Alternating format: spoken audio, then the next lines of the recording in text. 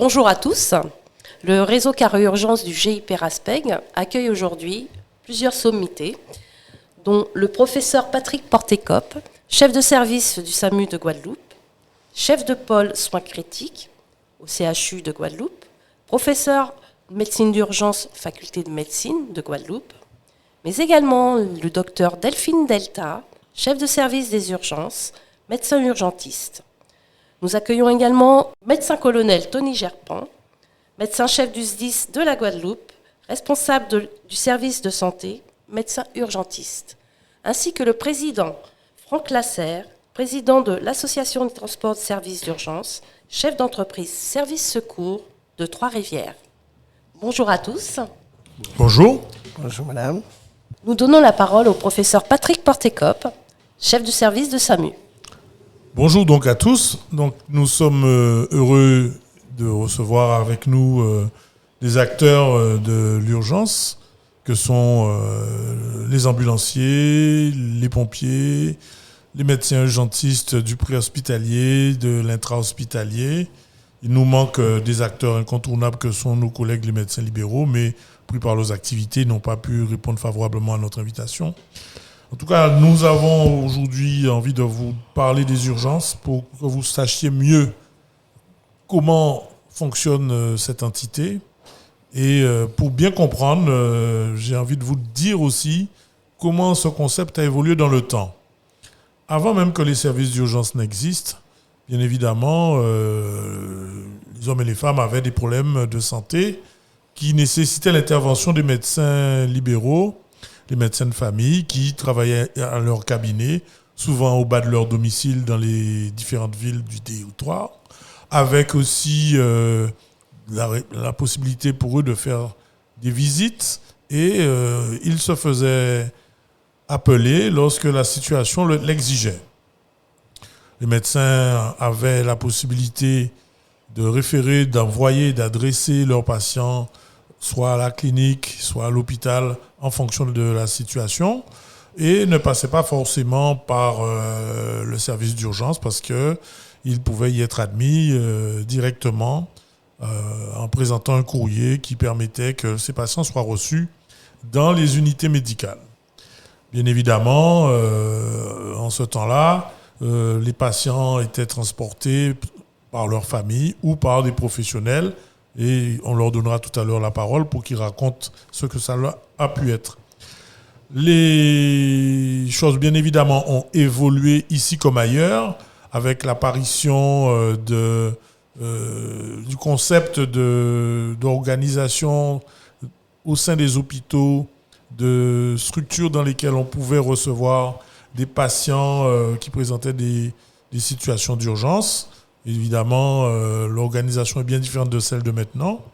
Et nous avions surtout des personnes qui arrivaient avec les sapeurs-pompiers, avec les ambulances, et qui étaient prises en charge avant d'être adressées dans les différents lieux. Voilà, donc, à partir des années 90, fin des années 80, début des années 90, arrive donc au niveau du paysage guadeloupéen le premier SMUR qui a la possibilité de se déplacer au chevet des malades ou sur les lieux d'accident de la circulation.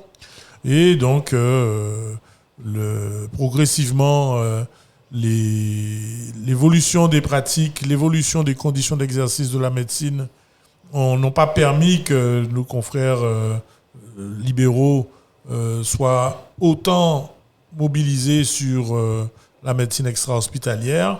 Les soins d'urgence montant en puissance, une organisation a été mise en place sur le plan national et en Guadeloupe, faisant que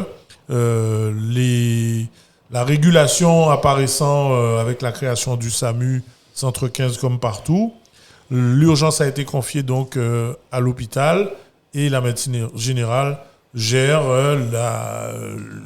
les soins courants et bien évidemment aussi les urgences de médecine de ville. Donc mes collègues vont vous dire aussi comment le concept à la fois du secours et des transports ont évolué et surtout comment les services d'urgence sont apparus dans le paysage. Je passe la parole au docteur Delta. Oui, merci, enchanté. Les sorts des urgences avaient une vocation effectivement première d'aller en fait au secours des gens, surtout essentiellement dans la rue, sur les lieux de voie publique. Et petit à petit, avec en fait, en essayant de construire un maillage pour renforcer du coup la médecine de ville et la médecine libérale, petit à petit, on a assisté à une métamorphose des fonctions en fait de la médecine d'urgence, avec du coup l'arrivée en fait de tout un chacun au sein de ces structures, qui viennent pour toute urgence en fait ressentie, qu'elle soit en fait physique, qu'elle soit mentale, qu'elle soit sociale. Et donc petit à petit, les missions premières que vient citer en fait le professeur Porteco, se sont vues en fait évoluer avec la métamorphose également de la société, des besoins en fait de la société auxquels il fallait répondre petit à petit. Et cela engendré et aussi renforcé en fait par la gestion des différentes épidémies en fait que notre département et notamment sur le plan national qu'on a pu rencontrer notamment récemment là avec la gestion en fait du Covid où il fallait en fait répondre présent en fait pour tout type de situation et pour répondre aux besoins du coup de la population. Donc petit à petit on a assisté comme c'est si bien dit, à une métamorphose en fait de ce qu'est la fonction même du médecin urgentiste au sein des différentes structures d'urgence, quand bien même de manière parallèle, petit à petit, sous le côté universitaire, l'esprit même et la formation même de ces personnes qu'on met sur le terrain, elle évolue et surtout est axée sur la prise en charge en fait des urgences vitales pour pouvoir essayer de se reconcentrer en fait sur que chaque personne puisse trouver en fait sa part en fait de travail dans la réponse en fait aux besoins de la population. Donc l'idée aussi c'est d'essayer de faire en sorte que tout un chacun des acteurs puisse se réapproprier en fait ces différentes missions pour qu'on puisse être complémentaires et pouvoir apporter en fait une réponse satisfaisante en fait à notre population guadeloupéenne. Donc une médecine qui évolue en fonction des réalités sur le territoire. À la fois donc on passe de la médecine générale qui voit apparaître une médecine qui s'occupe des urgences, elle-même héritière de l'anesthésie-réanimation, de la médecine générale, adaptée à des situations qui sont souvent liées à la nécessité de travailler dans un contexte avec un plateau technique important qui n'est pas disponible en médecine libérale. Et tout cela dans un paysage qui est maillé par des professionnels du secours, du transport sanitaire que connaissent bien nos compatriotes. Et c'est là où le médecin-colonel Tony Gerpon va nous parler du positionnement du SDIS qui lui-même a contribué à la naissance du premier SMUR de Guadeloupe. N'est-ce pas, colonel? Bonjour à tous, tout à fait. Je ferai un petit rappel historique et nous parlerons de quelques anciens éventuellement qui ont mis en place ce genre, cette activité. Je voudrais faire un petit rappel parce que je suis aussi autant bien placé pour en parler de l'évolution de cette prise en charge de cette médecine d'urgence sur le territoire. Parce que, étant moi-même ancien médecin généraliste de ville en fin des années 90, aussi praticien hospitalier au niveau des urgences et actuellement, depuis une quinzaine d'années, médecin sapeur-pompier. Donc, il faut qu'on puisse savoir que tout au départ, le sapeur-pompier avait été créé pour lutter contre l'incendie. C'est pour ça, pendant très longtemps, on a parlé de la pompe. Et au fur et à mesure, leurs missions se sont étendues. Ça a été secours aux blessés, ça a été protection des biens et des personnes, et aussi la lutte aussi contre les risques chimiques, contre les pollutions. Donc, et on a pu aussi voir évoluer même les inscriptions sur les ambulances. Un moment, on a vu passer secours aux blessés et asphyxiés. Après, c'était des VSAV, secours aux blessés. Maintenant, on parle de VSAV, secours aux victimes. Et aussi, un fait qui a été très, très important, c'est que jusqu'au au milieu des années 90, il y avait quasiment sur tout le territoire de la Guadeloupe un centre de secours dans chaque commune. Après, il y a eu des regroupements de communes et aussi on a vu arriver aussi le centre de traitement de l'alerte qui a centralisé les alertes, les arrivées en un seul point, des appels au secours chez les pompiers. Donc ça a aussi modifié la prise en charge et l'envoi des secours sur le territoire. C'est vrai, c'est important qu'on puisse revenir sur cette historique pour mieux comprendre tout à l'heure comment on va pouvoir utiliser à bon escient les moyens disponibles. Mais parmi ces moyens disponibles, avant même la création des SMUR, il y a toujours eu des ambulances, Président Lasserre.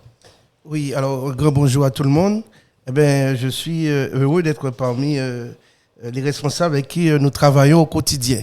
Parce que les sapeurs-pompiers, les urgences, services des urgences, et bien sûr le SAMU qui souvent nous donne des missions. Alors, vous avez tous parlé des années 90.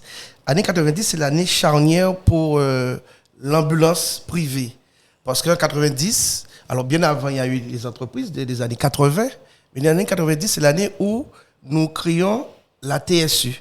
Alors, des anciens ambulanciers qui ne sont plus, hein, je pense à M. Jean-François, à M. Rivière, en fait d'autres, qui ont créé la TSU. Pourquoi? C'était pour regrouper les ambulanciers à une structure associative afin de répondre aux demandes d'urgence, justement, pour demandes de secours à la population.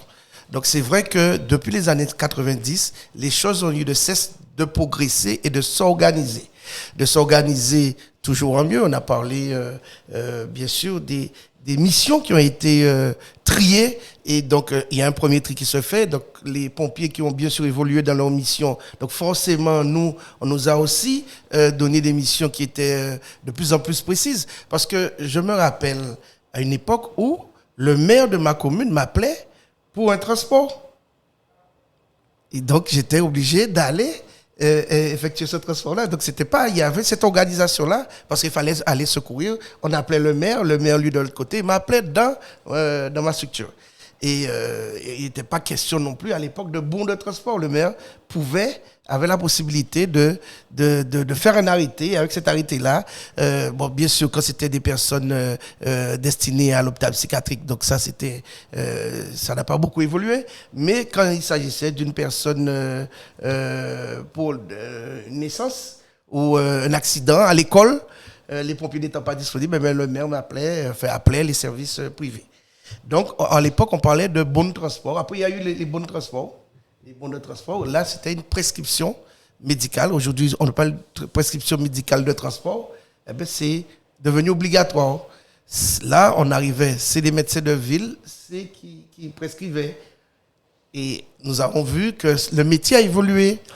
Après, nous, comme moi, je suis arrivé dans la profession, on avait un certificat d'aptitude, un CCA. Un certificat de capacité d'ambulancier.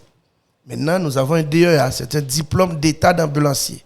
Nous avons aussi une école dédiée à la formation des ambulanciers. Cette école-là est animée par des médecins des urgences, du SMUR, du SAMU, et des pompiers aussi qui interviennent. Et donc, tout ça pour vous dire que le métier a évolué, c'est sûr, mais la formation des hommes chez nous aussi a évolué. Et je ne vous cache pas un bien, et vous allez en témoigner, puisque aujourd'hui nous pouvons parler le même langage. Le même langage, ce qu'à mon époque, quand je suis arrivé au départ, il n'y avait pas cette proximité, cette cohésion, cette fluidité dans le passage de mission. Donc je vais peut-être pouvoir vous dire plein de choses encore tout à l'heure. Donc je vais laisser la parole au professeur Portecop. Oui, mais c'est précieux ce que dit le président Lasserre, parce que nous arrivons vraiment à ce que nous recherchons, c'est qu'il y a une fluidité entre les acteurs pour la circulation de l'information.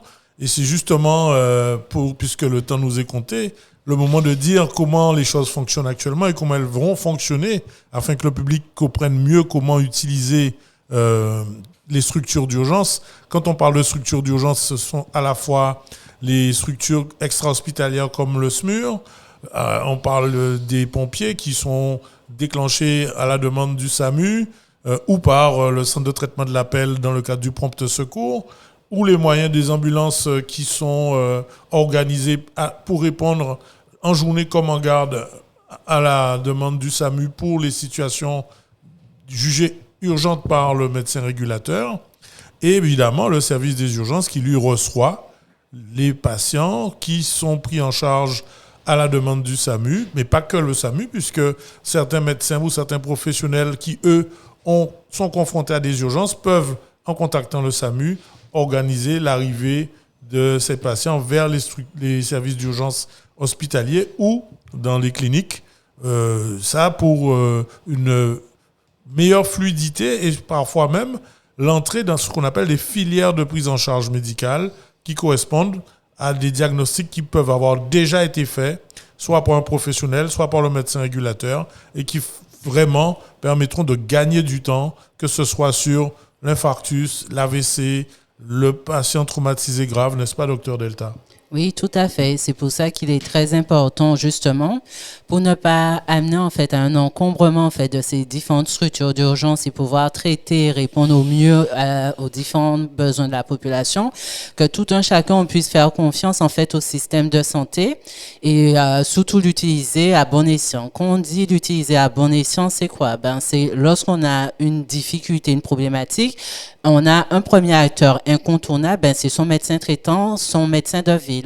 Or, on constate, nous, sur le terrain, que bien souvent, certaines personnes n'ont pas déclaré de médecin traitant parce qu'ils n'en voient pas tout simplement des fois l'utilité, sauf qu'au final de compte, oui, c'est un des acteurs, en fait, qui permet de débrouiller une situation et de voir, comme tu le disais si bien, si au final de compte, l'état pathologie présenté, nécessite d'aller au niveau des urgences, ou tout simplement, est-ce que ça nécessite pas qu'ils se mettent en réseau avec ses autres collègues professionnels pour faciliter et fluidifier, en fait, le parcours de santé. Donc, c'est tout aussi important que les gens puissent se tourner vers les médecins de ville, se tourner vers les structures, en fait, de santé qui sont en train de monter en puissance, notamment les maisons pluridisciplinaires. On en a de plus en plus. Avec bientôt les soins, on espère, ça sera l'avenir, ça sera une des solutions qu'on pourra proposer, d'étendre, en fait, ces différentes structures de soins non programmés au sein du territoire, mais également, de faire appel, d'appeler, en fait, la régulation médicale à toute heure, lorsqu'on a un doute, parce qu'elle est là aussi pour pouvoir nous conseiller et justement permettre, en fait, aux différents effecteurs, aux différents acteurs d'intervenir au mieux pour qu'il n'y ait pas de perte de temps dans la prise en charge, en fait, surtout des urgences, des vraies urgences. En parlant d'urgence, il y a des numéros d'urgence que connaissent bien ou pas suffisamment nos compatriotes. Et je vais m'appuyer sur le médecin colonel Tony Gerpan pour rappeler donc à nos auditeurs quels sont les numéros et à quel moment il faut les utiliser. Il y a 3 numéros que la population doit retenir lorsqu'on parle sur le territoire de Guadeloupe. L'urgence non programmée. Donc, il y a le 18 qui est chez les pompiers. Il y a le 15, le SAMU. Et il y a le 112 européen. Donc, de plus en plus de personnes avec certains numéros de téléphone, certains portables, appelleront directement le 112. Donc, qu'on rassure la population, quel que soit le numéro que vous ferez, vous serez automatiquement redirigé. Il n'y aura pas forcément de perte de chance pour chacun. Donc, lorsqu'il s'agit d'une maladie où vous ressentez une certaine urgence, il est préférable d'appeler directement le 15. Lorsqu'il s'agit de personnes blessées, on appellera le 18 et l'opérateur, s'il estime qu'il faut aussi une collaboration du SAMU, fera partir les secours et en même temps alertera le SAMU pour cette situation-là. Donc, faites confiance aux personnes qui sont derrière ces numéros-là. Et je voudrais aussi compléter les propos du docteur Delta en disant que ce n'est pas systématique et forcément tout doit aller aux urgences hospitalières. Faites confiance aussi à vos médecins de ville, à vos médecins traitants, qui ont aussi la capacité de régler certaines situations. Donc, essayez de joindre dans un premier temps vos médecins traitants.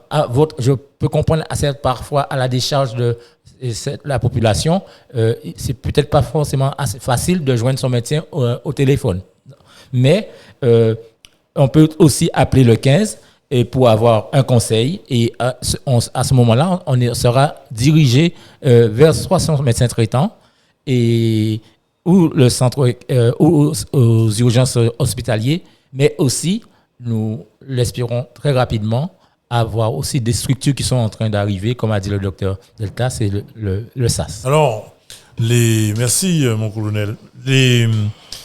Tout ça pour dire qu'en fait, maintenant, nous avons la capacité de discriminer, de filtrer, de bien comprendre ce qui doit aller à l'hôpital, ce qui ne relève pas de l'hôpital. Et là aussi, c'est de la responsabilité des professionnels qui prennent en charge ces appels, qu'ils soient reçus par le SDIS ou par le centre 15.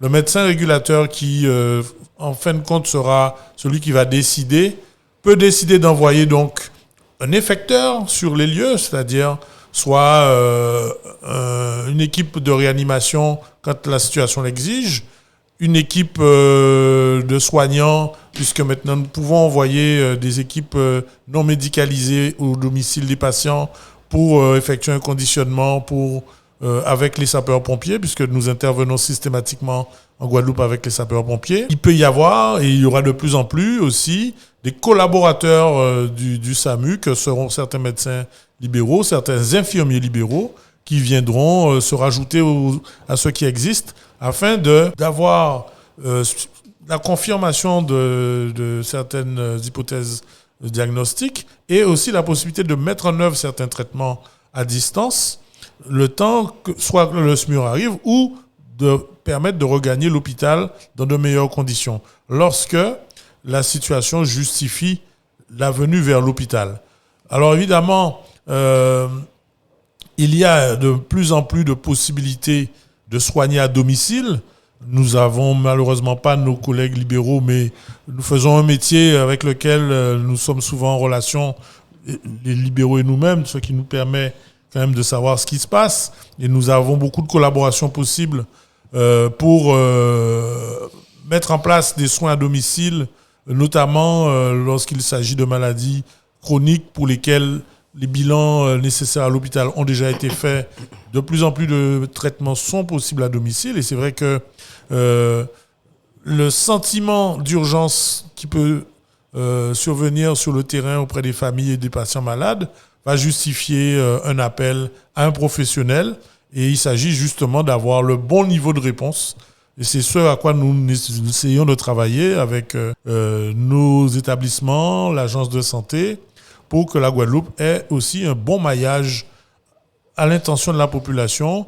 Et nous travaillons tous autour de la table, avec d'autres acteurs aussi, à organiser prochainement, comme dans tous les autres départements, le service d'accès aux soins, qui sera donc derrière le numéro 15, et qui permettra de regrouper vraiment, cette fois-ci, tous les acteurs, qu'ils soient professionnels du transport, des gériatres, des psychiatres, des travailleurs sociaux. Tout ce monde-là sera en relation pour, dès les premiers appels, que la réponse ne soit pas uniquement faite par un médecin urgentiste dont le métier est devenu une spécialité, doit correspondre à sa spécialité, mais que les réponses soient apportées autant que possible aux heures ouvrables par les professionnels des différents secteurs concernés, qu'ils soient physiquement présents ou mis en relation, de façon à ce que la population ait une réponse, soit parce qu'elle relève cette réponse d'une consultation non programmée, parce que tout ce qui est une demande de soins n'est pas forcément une urgence. On ne va pas aux urgences parce qu'on n'a pas réussi à avoir un rendez-vous de scanner. On va vous donner une réponse. Et il faudra accepter la possibilité que ça puisse se faire de cette manière, parce que ça marche très bien dans les territoires où ça a été mis en place, et il n'y a pas de raison que chez nous, il en soit différemment. Donc, le rôle maintenant de tous nos acteurs et des ambulanciers, comme l'a bien décrit le président Lasserre, qui sont des personnels que nous formons avec une formation maintenant qui dure 16 mois, avec des hommes et des femmes de Guadeloupe ou d'ailleurs qui viennent travailler chez nous, qui nous permettent d'avoir des informations précises, des éléments de diagnostic parfois. Ne soyez pas étonnés bientôt que les ambulanciers fassent des électrocardiogrammes, qu'ils puissent mettre en place des aérosols à la demande du médecin régulateur. Tout ça vous montre que le système évolue. Les sapeurs-pompiers aussi pourront mettre en place à la demande du médecin régulateur, du SAMU, certains types de soins, surtout quand il y aura des infirmiers dans les véhicules de secours. Mais là aussi, les choses évoluent de manière à ce qu'on ait une prise en charge la plus adaptée possible quand on relève de la situation d'urgence. Et c'est bien pour ça que nous disons que quand ce n'est pas une urgence, solliciter à mauvais escient ce type de service augmente la tension que peut connaître le service hospitalier, une tension dont tous les services, même au niveau de la France hexagonale, vraiment souffrent. Et chez nous, avec un peu de retard, mais quand même, nous en sommes arrivés au même niveau de constat que les ressources pour accueillir les urgences sont de plus en plus contraintes, n'est-ce pas, docteur Delta? Tout à fait. Et donc, du coup, pouvoir apporter une réponse satisfaisante à l'ensemble en fait, de la population devient de plus en plus difficile, tant les périodes en fait, de saturation, qui devraient être normalement épisodiques, deviennent en fait le quotidien, au point de pouvoir parfois entacher en fait la dévotion en fait des différents personnels en fait de santé qui y travaillent et amener en fait à l'épuisement. Donc pour compléter les propos en fait du professeur Portekop en disant avec l'ouverture du SAS, ce qui sera essentiel et avec les nouveaux métiers qui vont y mettre voir le jour pour pouvoir fluidifier le parcours, c'est aussi de faire confiance aux différents réseaux qui se mettent en place en fait au sein du territoire pour justement éviter en fait le passage systématique au niveau des urgences et faciliter en fait le bon patient au bon endroit au bon moment en faisant émerger en fait les différents parcours de soins en fait que ce soit celle de la personne vulnérable au sein de nos territoires, les personnes âgées qui sont en situation d'isolement ou encore les personnes qui souffrent en fait de pathologies chroniques et qui décompensent de leur pathologie chronique. L'idée étant aussi de pouvoir permettre à ces gens-là de trouver directement le bon professionnel et spécialiste qui sera en charge en fait de répondre à sa difficulté. Et c'est d'autant plus vrai que maintenant, il s'agit de vraiment donner les meilleurs moyens à ceux qui en ont besoin d'arriver dans les meilleurs délais aux bons endroits, avec des professionnels qui ont déjà des organisations adaptées. Il faut bien observer que le tout hôpital ne donne pas la garantie et que c'est l'expertise médicale qui est importante. Donc, avec les médecins libéraux de Guadeloupe, nous sommes en train de construire le SAS de la Guadeloupe dont on espère l'ouverture pour la fin d'année 2024.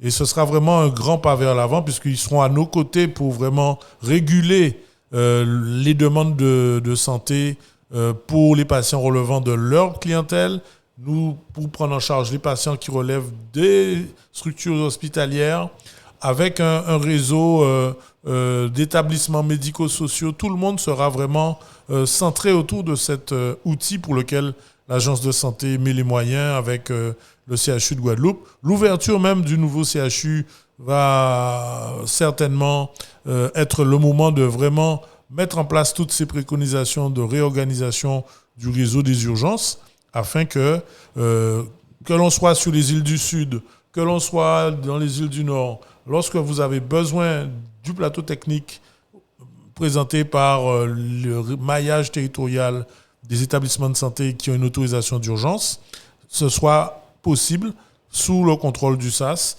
À côté de cela, des praticiens libéraux qui continuent de travailler, qui offrent des plages de consultation non programmées, des organisations pour recevoir des consultations non programmées dans tout le territoire, et ça va être précisé assez prochainement.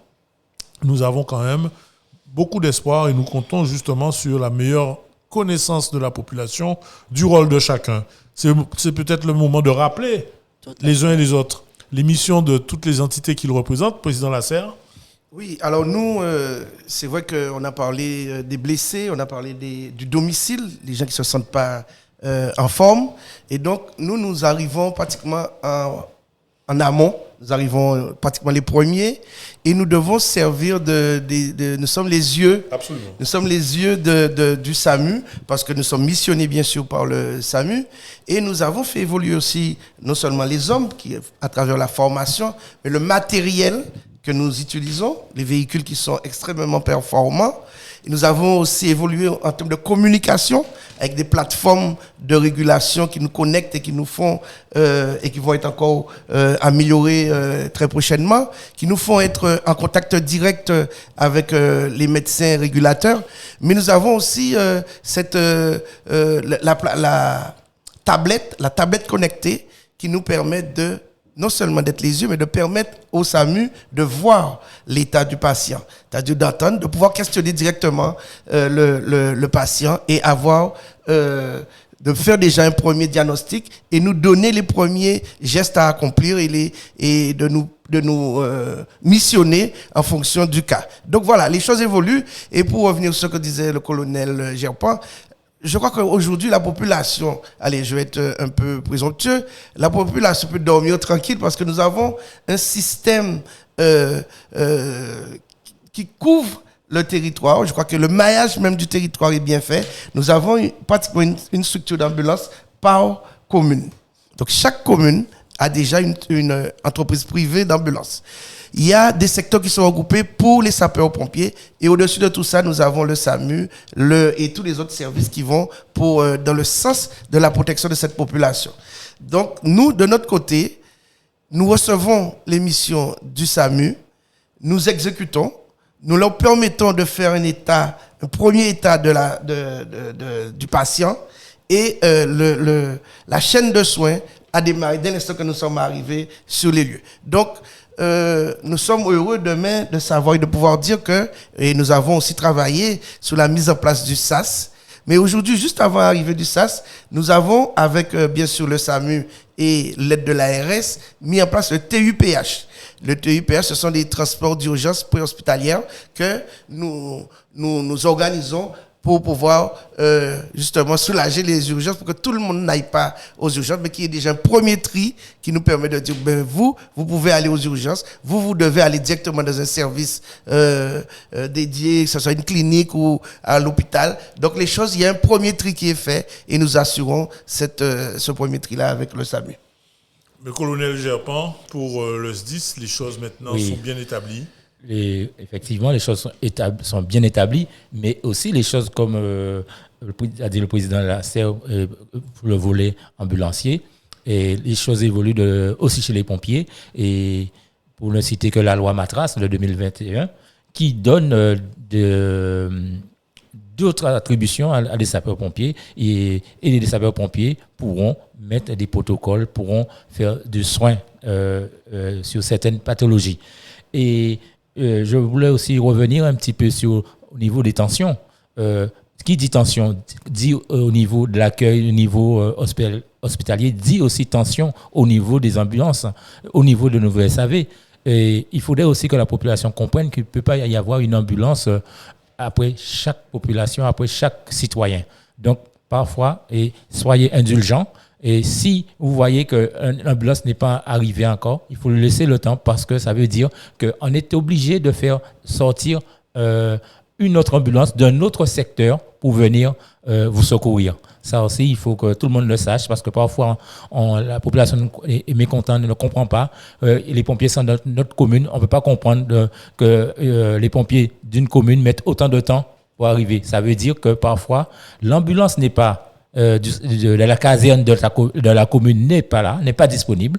L'ambulance de la commune voisinante n'est pas disponible, et parfois on est obligé de faire déplacer des moyens assez loin pour venir vous prendre en charge. Tout à fait. C'est l'occasion, en fait, du coup, de souligner l'importance de respecter et de comprendre le rôle de de chacun de ces acteurs, aussi bien les ambulanciers que les sapeurs-pompiers, et d'entendre aussi que c'est pas parce qu'au final de compte, on vient avec une ambulance ou on vient avec des vecteurs tels que les sapeurs-pompiers aux urgences, que ça veut dire que forcément, qu'on sera prioritaire et que de deux, on sera forcément sur un brancard. Parce qu'il faut entendre que le service d'urgence, comme on l'a bien souligné en amont, c'est surtout de pouvoir trier les patients, reconnaître en fait le patient qui va décompenser, que si on ne fait rien, on n'apporte pas un soin immédiat, le patient risque en fait de mourir devant nous. Donc d'où l'importance en fait de comprendre des fois les raisons en fait de l'attente aux urgences et les raisons de la priorisation au niveau des urgences pour permettre à ce qu'un patient qui arrive et pour lequel on a décelé une vraie situation d'urgence vitale puisse être reconnu, puisse être pris en charge rapidement et puisse être par la suite orienté au bon endroit. Donc c'est l'importance aussi de ne pas saturer ces différents en fait vecteurs en respectant des fois les décisions qui sont prises et ne pas penser qu'au final de compte non plus que ces personnes en fait comme l'a dit en fait le colonel Gerpan et l'a souligné monsieur Lasserre, qu'au final de compte quand elles prennent du temps pour arriver, c'est qu'elles veulent pas arriver, c'est que des fois elles sont sur d'autres missions qui sont tout aussi importantes. Merci. Donc nous avons essayé de vous expliquer avec pédagogie ces missions des différents acteurs de l'urgence en Guadeloupe. Je terminerai je peux pas terminer cette émission sans avoir une pensée pour deux acteurs fondamentaux qui ont permis l'émergence sur notre territoire de ces systèmes, à savoir feu le docteur Dramor, médecin anesthésiste réanimateur, premier pionnier du système des urgences en Guadeloupe, et le docteur Jean-Louis Luperon, le fondateur du SAMU et du Centre 15 du premier SMUR de Guadeloupe et des îles du Nord, sans lesquels nous ne serions pas là. Ils ont contribué bien sûr à démarrer ces systèmes.